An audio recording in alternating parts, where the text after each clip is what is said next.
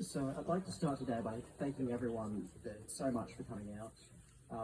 It's meant so much to me seeing the massive turnout that has come out today. My words aren't actually going to be my words. One of Dad's lifelong friends, his name is Warwick, he unfortunately wasn't able to be here today. Dad's known him for 30, 40 years, and it's been, I've always had Warwick around in my life, and the words that Warwick has sent me to read, I cannot emphasize enough as his wonderful words, and he's really put Dad's character into context.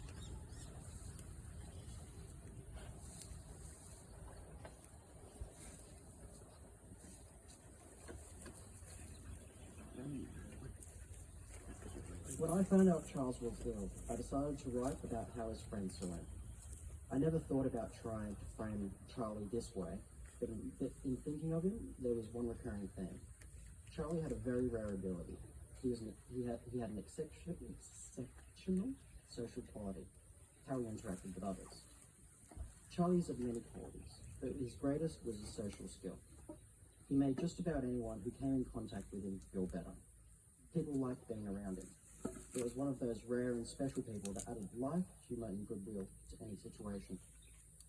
I can only imagine how all of you here, having to deal with fires and floods, felt when Charlie was involved.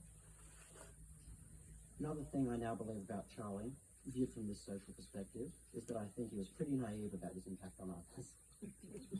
This naivety was a large part of his charm, and this leads to another fine quality, his humbleness. Making others feel good, being humble, Charlie would turn up and everything would get brighter. This recollection includes other people as well.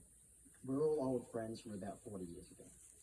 He had pretty much the same impact on us as you on him.